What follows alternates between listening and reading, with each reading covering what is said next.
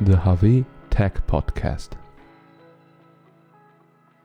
Hello and welcome to today's episode of the HAWE Tech Podcast. My name is Ralph and I'm Senior Specialist for Sales Enablement at HAWE.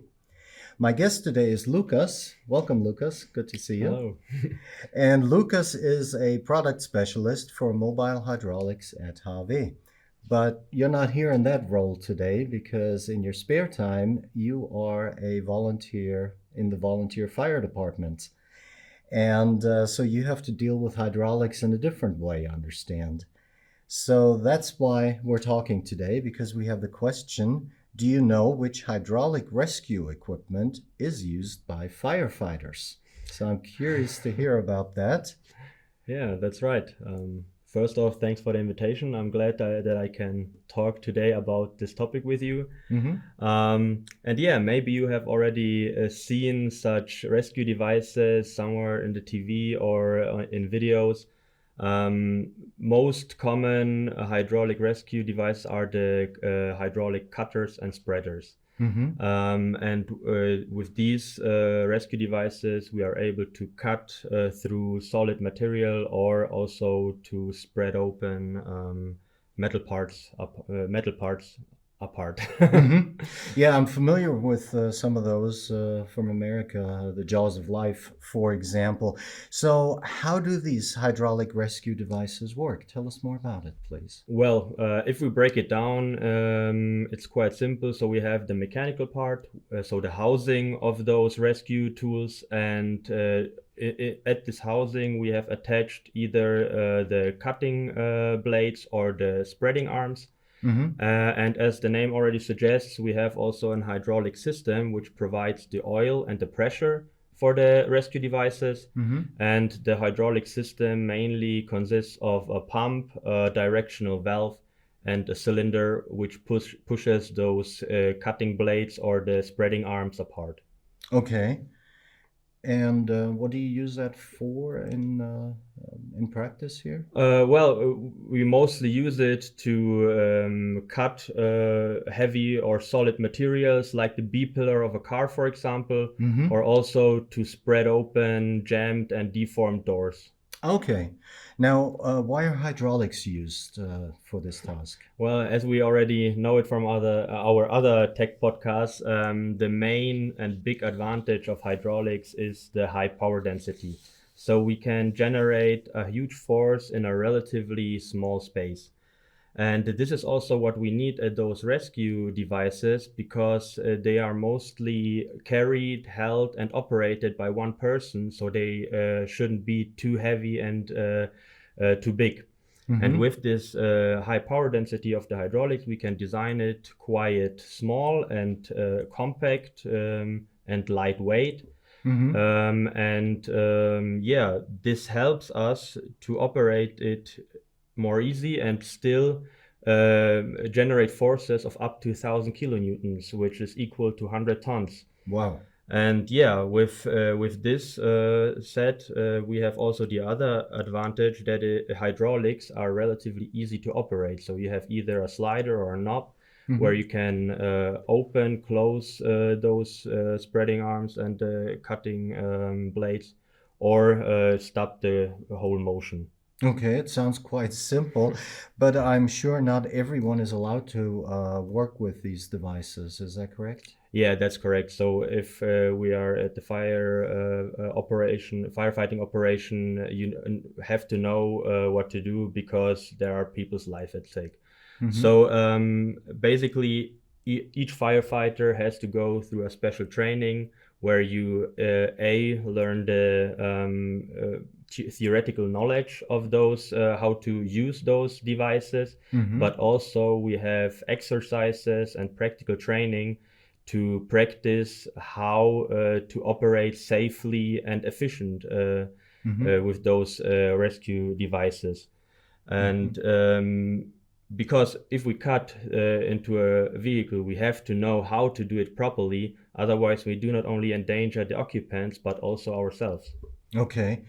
Luckily, I've never had to need your services before, and I hope it stays that way. But I'm I'm glad to know that there are people like you out there that are doing this. Okay. But I have another question regarding this because we are at HAWE.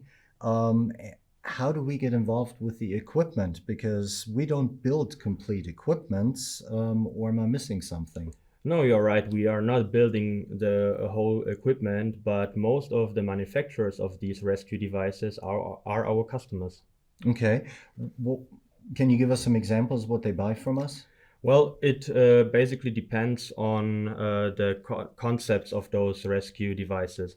So, in any case, it's always about high pressure. And when we are talking about pressures of up to 700 bars for those components and systems, you can hardly get past HAWE. Absolutely. We're definitely leaders in this area. But what do you mean by different concepts? Well, firstly, we have devices that are operated by an external hydraulic unit. In this case, HAWE often provides those whole power packs, the power units, for the operation of those rescue tools. Okay. Mostly, it's a two-stage hydraulic power unit. Okay.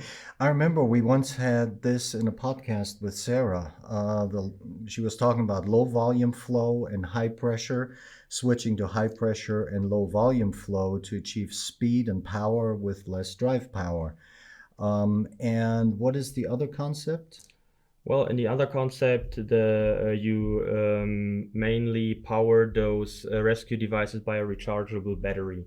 And all those hydraulic components that are normally in the power unit are directly integrated into the rescue tool. And in this case, we often provide those components like pump elements or valve components. But I can imagine that such battery-powered devices with integrated drives are quite heavy. Well, they are designed to be lightweight, but of course, those are, you're right, they are heavier than the rescue tools with an external hydraulic power pack.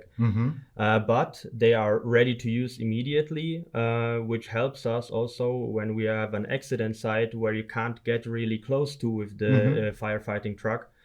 So you can just take the rescue tool, go directly and start working. And with the external power pack, you have to carry the whole external power pack together with the rescue tools, which needs more people and takes longer time.